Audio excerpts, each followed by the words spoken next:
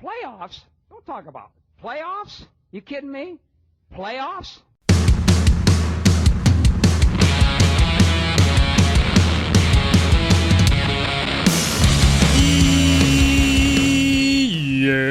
Yeah. NBA Straya, how are you going? How you going? You're right, you should be. Why is that, Jim? Well, it's Thursday. The week's basically done. It's Anzac weekend ahead. So take a load off for the diggers. I'm just saying. Start just hanging out, chilling right now. You're fine. Your mate Jim says it's all right. This is NBA Straya. It's Thursday, April 23. I'm here in Larry Armour Studios. We have the two remaining Game 2s today. Both pretty interesting, but also both not really that close. So it's going to be fun talking about that. Sixth Man of the Year was announced as well. And there's not a giant amount else of news, so this will be hopefully a quick one. Now, I say that, and then your mate Jim goes off on a tangent, and 15 minutes later he looks around and goes, what just happened? I blacked out. So yeah, good times. We'll see what happens there. We will do some game wraps. We'll give away some awards. No yeah-nahs or anything else today. No Aussies because none of them played. So we'll just go straight to previews and get out of your hair and have a big one for tomorrow, which will be good. So I guess with all that said, let's get into it. Episode 1387 of NBA Straya. Oh, let's go.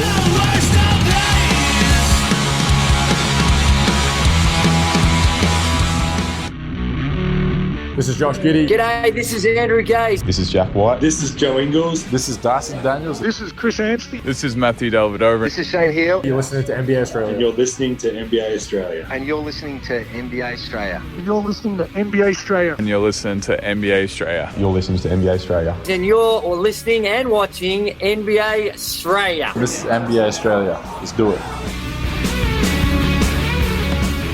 Watch out for the shark attack. You better, or the Source attack, if you're Kenny the Jet Smith. It is fun having Inside the NBA back for some of these playoff games. Like, it feels very old throwbacky times, which is kind of nice. And then you get games like they got today, and you're like, oh, yeah, the analysis isn't great, is it? Jose Paolo, you need to come out at this halftime. You need to be the man.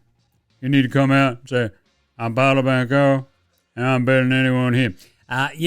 What didn't happen was that. Jesus. Anyway, let's start there with a little bit of news. Oh, is that a daily whip around, Jim? Yes, it is.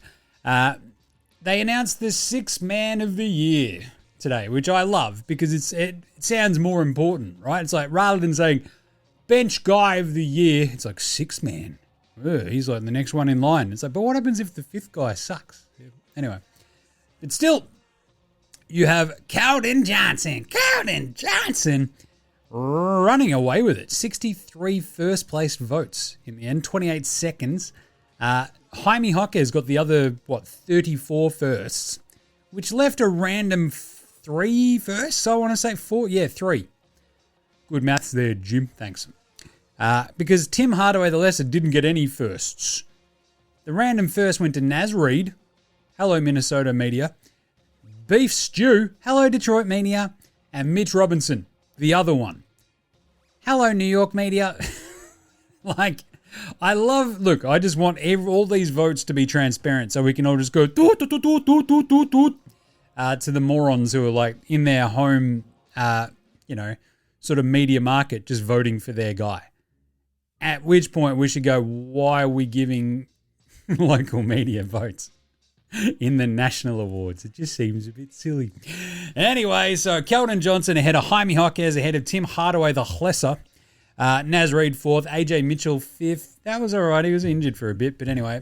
Reed Shepherd, Beef Stew, Mitch Desunmu, who I think, had he been on Minnesota the entire year, probably wins this award because he was bloody good.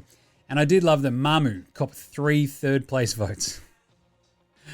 Oh, man, do you know ball?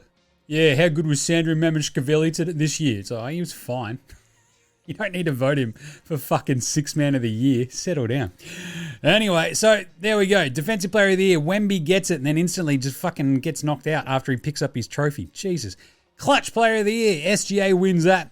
Six man, it's Keldon Johnson, and now we've got the really important ones. Sportsmanship Award tomorrow, and the most improved player, which I am very interested in. It should be Nicky Alexander-Walker. Who knows? Who knows? Anyway, let's wrap up some games. Game wraps. Orlando, Detroit. Game dos. Detroit basketball, 98. Win by 15 over the Orlando Magic, 83. If you're thinking, geez, 83 points in the year 2026, Jim, that must have been pretty rough. Yeah, that's what happens when you shoot 33% from the field. 33%! It was just horrible. This is horrible! There's no other way to put it! Like, it was so bad. In the second quarter, everyone's like, what is...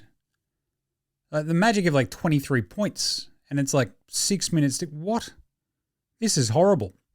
At which point it was pointed out that they just kept swapping turnovers and missing shots, but somehow the Magic was still within a bucket. And it was tied at the half at 46. And you're like, what is going on? The Magic have absolutely dodged a bullet here. They should be down about 14, but instead, Detroit keep giving them... I think they had 12 turnovers in the first half, the Pistons. Jesus. And, yeah, it wasn't great. But then, Detroit hit their shots and forced some turnovers. And Orlando did not. It was a 27-3 run to start the third quarter. And this game was over. Right?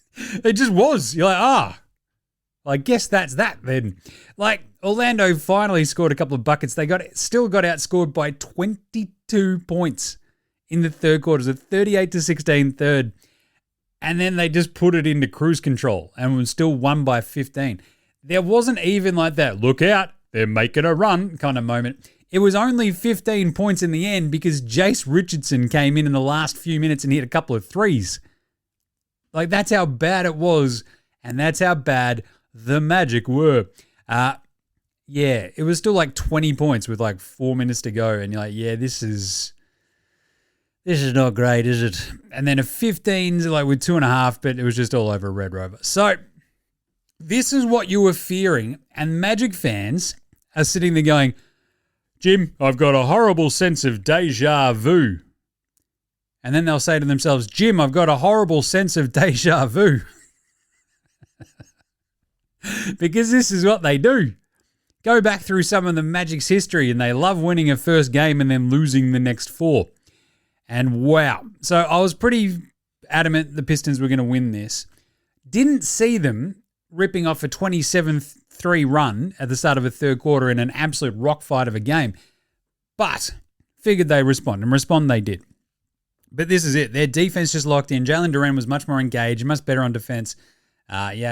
Cade, efficient, pretty good. But just the other dudes just did a little bit more. They just didn't stink. And that's kind of all you need to do to beat Orlando sometimes, who looked kind of up and about. Like Jalen Suggs is off his head early. He ends up with 19 points. But he ends up shooting 7 of 18 overall and 3 of 10 on threes. And I keep saying how, obviously, Suggs and Banchero are the bellwethers for your Magic. And if they have good games, efficient games, the Magic tend to, come away with a win. And when they're inefficient, they get their heads kicked in. That's what happened as well. So because Paolo Banchero went 7 of 17, and I guess when you got those two dudes where you're trying to go, bastion of efficiency and wins, they combine to shoot, 14 of 35. It's not that good now, is it? And I think it was 3 of 12 on threes. Again, not very good. The thing is, you go, if Franz Wagner and Desmond Bain do some stuff, they're still they did nothing. Franz Wagner, hello, just was absolutely invisible in this game. Not because he's white, but just because he was out there doing nothing. 12 points and 11 shots, 4 of 11 shooting. Wendell had 3 points and 5 rebounds in 24 wildly ineffectual minutes I mean, he pushed Jalen Duren midair, dog act of the week award, bang. 1 of 6 from the floor, brutal. Desmond Bain had 12 on 11 shots as well, and you're like, yeah, that's why you lost. So they got 13 points off the bench, apart from Jace Richardson, who hit those 2 threes at the end. So except for Jace Richardson, I think it was 5 of 17 for their entire bench and 1 of 6 on threes. Yeah, Orlando stunk up the joint, and they were sort of forced to. Like, Detroit are fine with that first half, going, oh, look, we're sucking, we're letting them hang around, but we're sort of playing it on our terms. We just have to keep that up, and hopefully the worm will turn in our direction and we can get our offense going before they do, and boy, did they. So I think it's like one of those things, what can you rely on more in this series, Detroit's defense or anything else Orlando do? And the thing is, it's probably Detroit's defense. I also would contend, because you had Ben Wallace there, Rip Hamilton, all these like Isaiah Thomas, all these Detroit legends there. You can't tell me that Ben Wallace didn't walk into the change rooms beforehand and went, if you fucking lose this game, I'm going to beat the shit out of all of yous. That'll light a fire under you. But seriously, at halftime, this was tied, and then they just went whack. So I don't know what the fuck JB Bickerstaff did at halftime, but it worked. He went full fucking bloke from Hoosiers, didn't he? Anyway, so good job. Series tied at 1-1, and I'm just saying Orlando fans are like, oh, well, we still got a split. And everybody else is like, this is what Orlando always do. They might lose 4 straight in classic Orlando fashion. It's why you don't really panic about the Pistons that much. The thing is, these teams are a little bit more evenly matched than you'd sort of think for a 1-8. And, you know, so you've still got that little bit of a worry in your head. But still, the other 1-8, OKC 120, Phoenix 107. Interesting game nonetheless. How's that, Jim? Well, it was a fast start and it was very close. It was like, I don't know what, Phoenix pulled them back after OKC got up a little bit early. And they're playing at a pace that I think sort of suited the Suns. They're like, fuck it. Yeah, we can run. Let's go. It was 30-29 after the first quarter. Phoenix took a lead early in the second quarter. You're like, look out, what's going on here? But they sort of, like, J-Dub just couldn't miss. And that was the big sort of story of the first half. OKC ended up leading by 8 at the half. SJ had 17. J-Dub had 19 points. He'd missed 1 shot. And I guess the good thing was for Phoenix, they'd limited the fast break points in the first half versus game 1, whereas basically even the points off turnovers was still a bit of a problem, but it's all right. And then J-Dub comes up a bit limp, and you're sort of like watching this Suns team trying just desperately to like eke their way back into this game, and it was a real struggle. But J-Dub goes out, and then suddenly, I don't know, they got down, like they pulled it back within 8 in the third quarter. Chet instantly hit like a 3, and you're like, oh, that'll do. And off they went again. Didn't get it like close again. And then they get it back to 10 in the fourth quarter. Dylan Brooks is suddenly going off his head. He's hitting all these threes. And you're like, holy shit, they've got no J-Dub. Is this going to be the most unlikely of comeback? Oh, no, it's not. Because they just went whack. Because OKC seemed to always have an answer. So I think when they got it down to 10, there was this one little moment where you're like, ooh, here we go. Do we have a chance? No. So when it got down to 10, it was just after that Royce O'Neal 3. AJ Mitchell just nails a 3, and you're like, oh, man, 13 points in 3.5 minutes just got a lot harder. And then they sort of just went a little bit bucket for bucket after that. But OKC just, their steadiness in these moments is just wild. And then they get that capping Dort 3 on it, and you're like, yeah, pack her up. So they sort of waste. Dylan Brooks fouls out at the end, gets the ovation from the OKC crowd. But like they sort of put up a fight. And I think that's the thing you got to take away as a Suns fan, where you're like, oh, I reckon we might be able to win one of these games at home. Maybe. So Brooks ends up with 30 points because he hit 5 of 9 from 3, 12 of 23 overall. Only the one turnover, like, was just everywhere, causing all sorts of havoc. The problem is, it's the Devin Booker, oh, God, these guys are good defenders, aren't they? It's like, yes, Devin Booker, they are, because you're in the NBA and they're the best team. What are you, Devin Booker? And he's like, oh, I don't know. I still kind of look like I'm 15. It's like, kind of, your game has matured a bit, but these are the games where you need Devin Booker to go, I don't give a fuck who's defending me. I'm going to take more shots than Dylan Brooks in this game. He had 5 turnovers, 4 assists, shot 22, had 22 points on 7 of 14 shooting. Jim, 7 of 14 isn't bad. You're not even a math magician, and surely you understand that's 50%. He went 0 of 3 on threes, 8 of 10 at the line. So he's trying to force the issue just that little bit, but you're kind of like, fucking, let's see if you can force it a bit more. Just take over. Let's see what you can do. Meanwhile, Jalen Green, absolutely zero conscience. Just like, fuck it, I'm shooting. He goes 8 of 23, 1 of 8 from deep for 21 points. 7 turnovers, Jalen Green. Amazing stuff. They got 16 from Royce O'Neal off the bench with 4 assists, 9 rebounds. They played at Maliwatch a lot because they're trying to match up with a bunch of that size that OKC have with Hartenstein and Chet. He was fine-ish. Like, he was plus 10 in 19 minutes. It's just, they couldn't really sustain too much. And that was it. They got 8 minutes of Ryan Dunn, but they only played like basically 7 dudes. Iguodaro was fine-ish as well, 7 and 8 for him. Cole Gillespie was pretty solid, 7, 6, and 6, but they just don't have that sort of next level wing big-ish kind of dude to sort of get them over the hump, especially against OKC. It's like, you're going to play 3 guards against them. They're going to fucking eat you up. That's exactly what's happening. So 11 of 31 from deep, the 21 turnovers against this fucking Velociraptor pack of the Thunder. Yeah, it's going to happen to you. For the Thunder, 37 for SGA in the end. Absolutely insane game. 9 assists, absolutely carved them up. J-Dub didn't score after the first half, goes into the locker room, was looking pretty proppy, just did not look good at all. Poor J-Dub. It's like, just give him a nice little bit of a run. But I'll tell you what, if he can't go, this suddenly just gets a little bit more squirrely, doesn't it? Not this series, but I think overall in the scheme of things. So he's got like a bit of a hammy kind of thing going on. He sort of reached back, got his like left hammy after he sort of went up for a layup.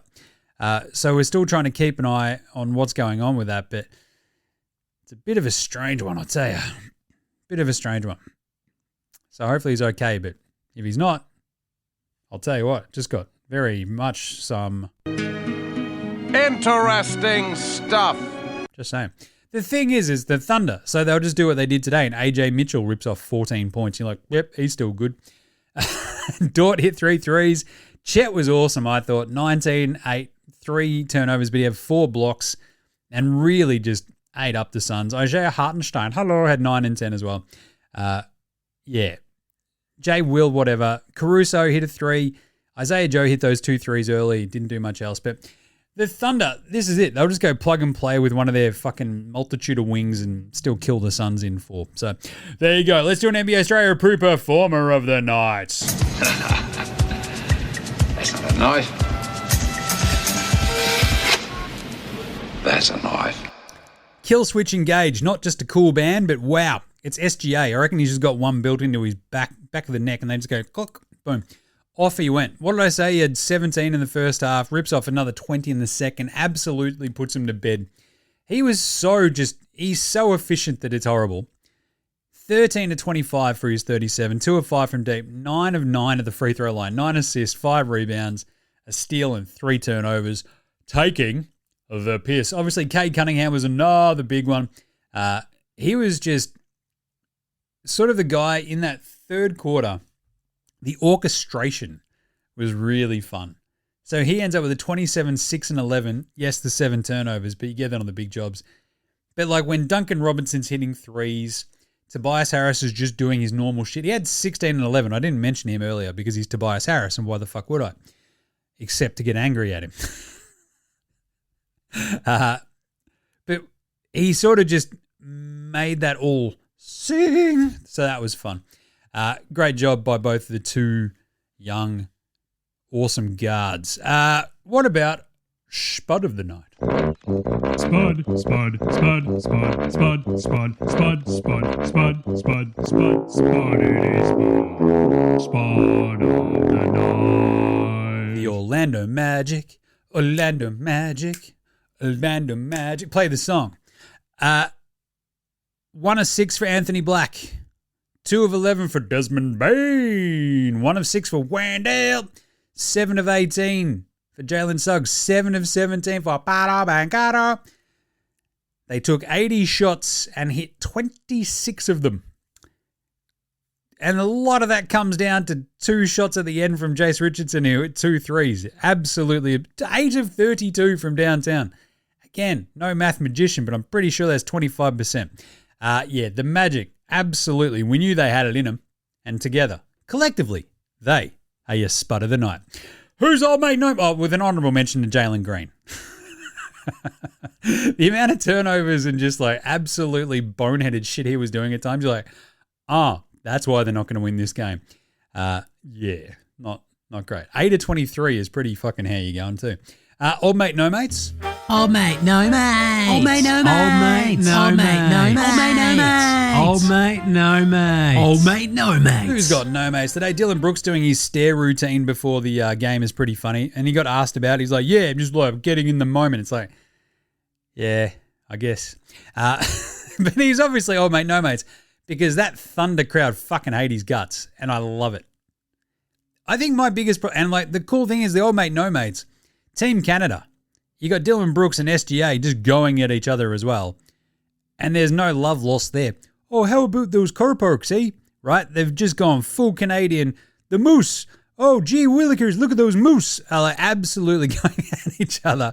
And yeah, they fucking hate Dylan Brooks. And I love it. So, but look how much he plays up the villain. Yeah, you can be the villain, but you've also got to be good.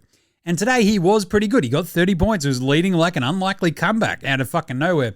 But at the same time, you can't really be the villain and always fucking lose. So it's a bit old mate, no mates. How you going? Pantsing of the night. Oh, Paolo Banchero. Twice. He got twice. Blocked by Beef Stew in just one of the great fucking get out of here with the dunk. And also got turned inside out by a Cade Cunningham hezzy.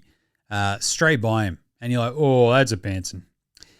Paolo, what are you doing? And finally, better than Bronny James, Ben Simmons and Lonzo Ball. Lonzo was the best player in high school. He was the best player in college. You think he'll get to the pros and be like, I made it to the pros, now I can be average. He's coming for everybody. Coming for everybody. I'd mention AJ Mitchell. He was really good in this game. And that's why I don't think you stress too much if you're OKC, if you have to miss a couple of J-Dub games. If it's hopefully it's not serious, whatever. If you have to sit out a couple of games, just plug and play. You've got Wiggins, you've got AJ Mitchell, Wallace and Joe and Caruso.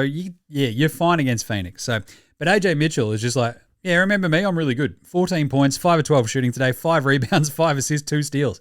Taking the piss and easily better than Ben Simmons, Bronny James and Lonzo Ball. And that's it. So let's do some game previews for tomorrow, where we finally get to some games 3. Yeah, I'm excited about these ones. Let's do it. All right. Game previews. Thanks, Invertin Bame. Not a problem, Jim. How's it all going? Yeah, not bad. Keeping on. Again, appreciating all the legends who have reached out about this week and all the sort of, losing a mate. It's never going to be fucking easy. It's never going to be fucking fun. It sucks. Yeah, so thank you all for the very kind words. Even one of my brothers gave me a call today, which I very much appreciated, just to see how I was doing. So that was very cool. I've got a feeling I've got to go to Ballarat. We're doing a memorial Saturday Arvo, and I'm just going to be a fucking sobbing mess. So even today I went through some old photos, and I'm just still fucking a bit raw. So anyway, we have got our picks for tomorrow. We've got these fascinating, the first 3 games, 3 off the ranks are really fascinating because they've all got their own questions. So let's do it. The game previews, go check out all of our picks over at Dabble. I did forget. I got the video up in time this morning, sitting out in the backyard. I had to drop off the squids, but the 9 a.m. starts are just brutal. So, because I'm trying to get the squids to, kindy, daycare or school or whatever. I forgot to put the picks in, but you heard the picks yesterday. So we went 1 of 2. I think we had Phoenix covering and Orlando covering, and Orlando didn't. So anyway, tomorrow, the 3-game 3s. Knicks Atlanta is the first one. How good is this? Atlanta hosting the Knicks. Series tied 1-1. going back to Georgia, and away we go. The Knickerbockers of New York City. There's been a lot made about, I guess, how Jalen Johnson, Nick Alexander-Walker haven't done too much so far in this series, which I think doesn't really give enough credibility and credence to just how good of a job Bridges and OG have done on them, because they are game wreckers. And the thing is, like, the Knicks just need that to keep on constant. And then just, look, if they had been able to slow down fucking CJ McCollum even a little bit in game 2, they would have won. But they blew it. So now here they are, tied 1-1, heading to Atlanta, where Atlanta will be absolutely off their heads, up and about. And I am taking the New York Knicks plus 1.5. Why is that, Jim? Well, I feel like this is the Karl Anthony Towns conundrum, right? Hey, man, like, yeah, I just didn't get the ball enough in the fourth quarter. Get him the fucking ball. He's big and he's very good. Jalen Brunson, stop fucking around. Right? You've got to go in with some sort of plan. You've got to get Cat engaged, and I think if they do, we get a big Cat game, and he could run this one out, and I think the Knicks win it. The fact that they're underdogs is actually very respectful of how good this Atlanta team is, and I love this Atlanta team. Dyson, absolutely carving it up. But the Knicks should be making more of their size advantage, and I think this is what they'll probably lean into. But I think if they get Cat going early, off they go, and I think the Knicks will win this one. So I'm going to take the plus 1.5 from the Knicks. Should be an absolutely awesome game. Those Atlanta crowds, like, for all the guff that they get in general, that turns into a real rowdy crowd, right, for playoffs. So that's going to be an absolutely massive scene. Cannot wait. They should definitely do Magic City night for Game 4. Just saying. Luke Cornett just had conniptions, but anyway. So Knicks over Atlanta for me tomorrow. Big Cat game. Everything hinges on him, right? Because I think as long as OG and Bridges can sort of maybe just stymie the influence of Nick Alexander-Walker and Jalen Johnson, CJ versus Brunson, if they can get that to a wash, the Knicks defensively, I think they've got a little bit of something to them. Atlanta are playing that well, though, that it's going to be a crazy one, but I still think the advantage is right there staring you in the face with Karl Anthony Towns. And the big thing is we're going to be relying on Karl Anthony Towns, which is never a good thing to do, but I think this might be the one. Then you have Cleveland at Toronto, Game 3. Can the Raptors show us absolutely anything? Yeah, I think they can. I think they've had a real rough start. Cleveland have carved them up. Like, it hasn't even really been close. And I think I talked about this in the series preview show. What was that, Friday last week? And simply just, I think the idea of the Cavs-Toronto matchup, the Cavs have been able to take advantage of their advantages. The Raptors have not. And I think, like, with RJ and Scoop playing really well in Game 2, but no one else doing fucking anything, if they get Spindles Ingram just doing a little bit of something, if Teenage Mutant Yucca Purtle just doesn't suck ass for 48 minutes, like, they might have a shot. If they get IQ back at any point, that'd help. It does feel like they're one or two dudes short, which is pretty crazy because this is a team that's been, it feels like, almost too deep at times. But I think the Raps at home, plus 2.5 as home underdogs, knowing that they'll be down 3-0 if they lose this, I'm going to take the Raps. I don't know. Cleveland have looked very, very solid. But I'll take the 2.5. Would not surprise me if Cleveland pull out an absolute belter and win it. Very, very close, but I'll take the Raps plus 2.5. And then the absolute capper tomorrow, Denver, Minnesota for your Friday afternoon. How good is this? This series is like easily the best basketball series we've seen so far. Because I think Knicks Atlanta is like high drama. But Denver, Minnesota is just two heavyweights. Just bang, bang, bang. The old 1-2 Costa Zoo, right? The Nugs go into Minnesota as 2.5-point underdogs. Minnesota, I think, have been very, very, very happy with the physicality of the series. Between Randall, Naz Reid, Rudy Gobert, Zestafo, Elbow, even Ant-Man, Jaden McDaniels. They've just belted Denver. Denver win the first game because Jokic was very solid. Jamal was very good, got to the line a million times. Game 2, it didn't quite go that way. Basically, by the time we got to the fourth quarter, those two were just worn out. So I don't know, Minnesota, it feels like the idea of, they've solved something here. It's not solving. It's just beating up your opponent until they can't shoot good, which is a pretty good strategy. I'm just saying. So the question for me simply comes down to, am I going to take 3 underdogs for some game 3s? Do I think Denver can cover the 2.5 in Minnesota? And I kind of think they can. Hear me out. So Jaden McDaniels picking up Jamal Murray, getting him off his game. Murray's been really, really good. Jokic has been a little bit below par. I think you might have a really good Jokic game. Obviously, your role players tend to play better at home. But really, the Nugs, between Air Gordon, Brown, Hardaway and co, I think they might be able to piece this together.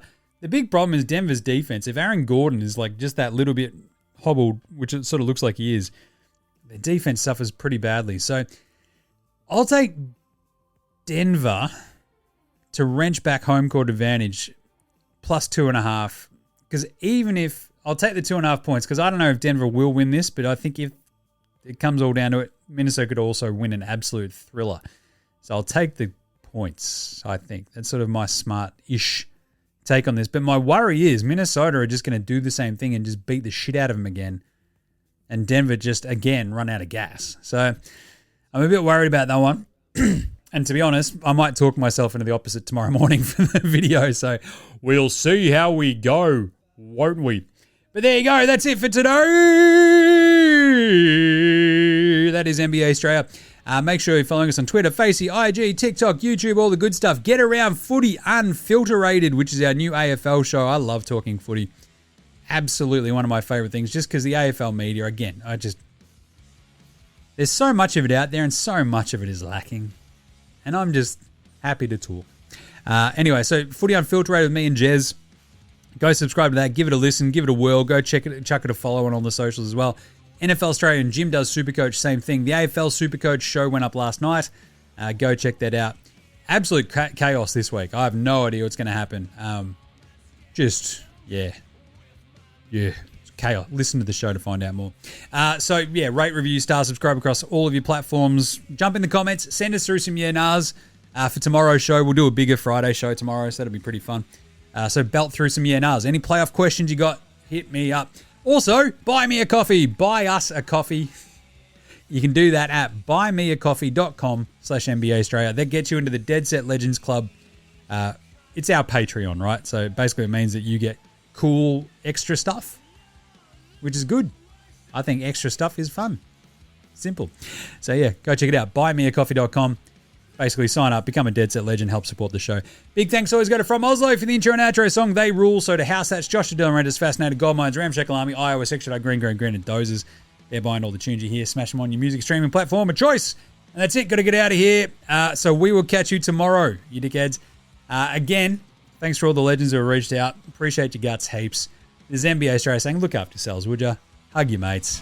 And later, hosen.